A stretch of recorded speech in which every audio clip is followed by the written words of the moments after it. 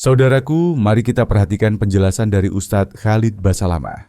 Caranya supaya kita bisa mengetahui tentang kondisi dan keadaan nikmat Allah yang ada kepada kita walaupun sebenarnya ujian sedang ada. Coba perhatikan orang yang lebih berat dari kita.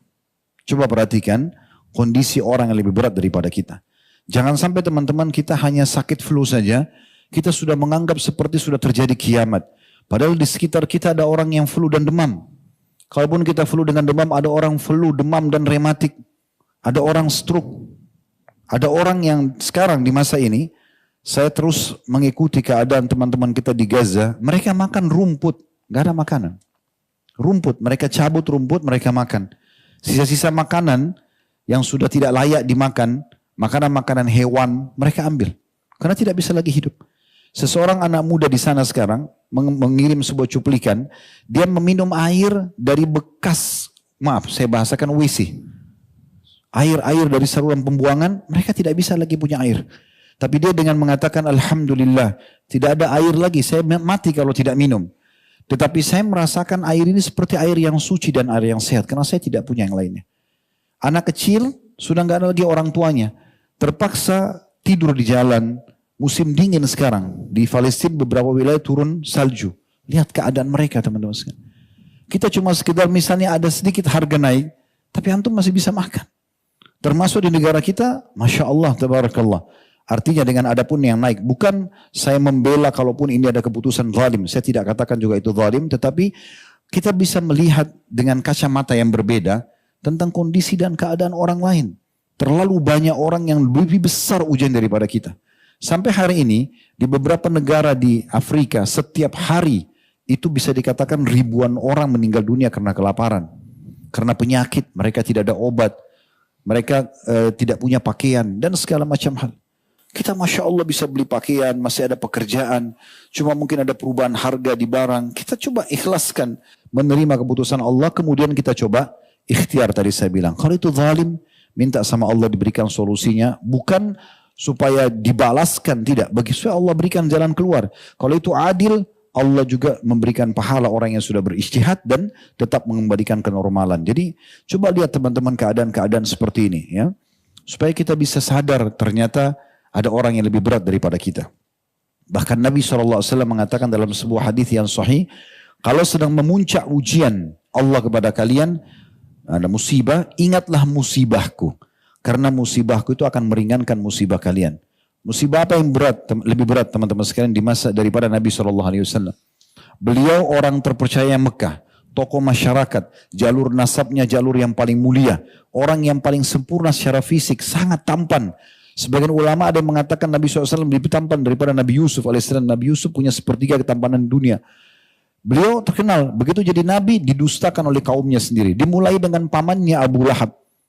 Waktu Nabi SAW kumpulin orang untuk menyampaikan agama Allah, Abu Lahab yang pertama mengatakan, Tabban lak ya Muhammad. Kecelakaan buat kamu. Alihada jama'atana, apakah karena ini kau kumpulkan kami? Disuruh orang-orang bubar.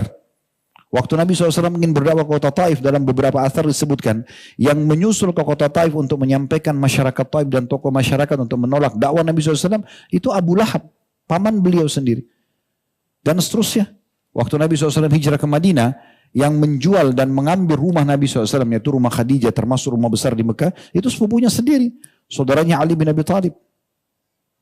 Dan seterusnya, cukup banyak ujian. Kemudian di masa hidup beliau meninggal istrinya, dan dari 7 orang anak yang Allah SWT karuniakan, 6 orang anak beliau meninggal di masa hidupnya. Jadi cuma 1 saja yang hidup di masa hidup Nabi SAW. 3 anak laki-lakinya, Al-Qasim, Abdullah, dan Ibrahim meninggal di masa hidup beliau. 3 anak laki-laki. Kemudian dari 4 anak perempuannya, Ruqayyah, Ummu Kalthum dan Zainab meninggal di masa hidup beliau. Kemudian tersisa Fatimah. Setahun setelah Nabi SAW meninggal, baru beliau meninggal radhiyallahu anhu majma'in. Ini ujian yang berat, gitu kan? Ujian yang berat. Bagaimana beliau sudah jadi raja, jadi nabi di Madinah, masih ada kaum munafikin yang menghina-hina beliau. Terlalu banyak contoh kalau kita ingin cari. Nabi SAW juga sakit, disakiti juga oleh orang lain.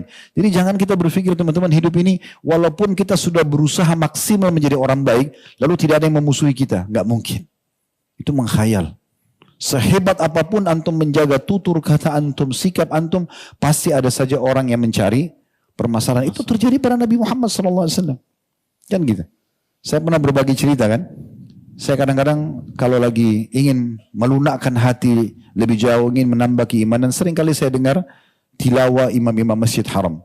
Satu waktu saya pernah dengar Syekh Abdullah Juhani, Dr. Abdullah Juhani, suaranya sangat bagus, Masya Allah menurut saya. Kemudian saya dengarkan sholat subuh beliau, indah sekali. Mungkin sekitar 20 menit dari 2 rakaat itu, disatukan rakaat pertama sama rakaat kedua bacaannya. Maksudnya sholatnya itu, saya dengar rakaat pertama, rakaat kedua. Setelah selesai, Masya Allah bagus sekali bacaannya. Tilawahnya juga enak didengar. Kebetulan juga Allah amanahkan saya bisa ngerti apa yang beliau baca, maka kita lebih tersentuh di situ. Tapi subhanallah selesai melihat cuplikan itu di YouTube, saya kaget melihat tidak sengaja ada orang yang dislike, jempol bawah. Padahal tilawah Al-Quran, Syekh ini tidak bicara apa-apa, nggak jelasin hukum, bicara enggak. Sholat subuh, Allahu Akbar, baca Al-Fatihah, baca surah, sampai salam. Ada orang masuk di channel itu khusus untuk dislike saja. Coba pikir. Apalagi kalau kita ngomong, bicara, terus kemudian tidak ada yang mencari kesalahan kita, itu udah biasa. Itu suka dukanya kehidupan. Justru di situ antum gunakan momentum untuk lebih dekat kepada Allah Subhanahu Wa Taala. Antum sadar antum punya Tuhan yang mengatur semua itu. Kalau ada orang yang tidak suka sama kita, yang ciptakan kita Allah, yang ciptakan dia Allah, yang ciptakan sifat ya kita bersabar untuk bisa menerima. Menciptakan juga sifat emosi ataupun apa, dan dia itu adalah Allah. Kita bisa minta kepada Allah SWT untuk melunakkan dia dan menjadi penyebab hidayahnya. Kan begitu. Memang sudah begitu sunnatullah. Jadi fahami ini memang ada satu sistem yang sudah terjadi. Maka kita tinggal kalau ada nikmat bersyukur, ada cobaan kita bersabar. Ya, Allahu a'lam. Ya. Semoga Allah memudahkan urusan kita.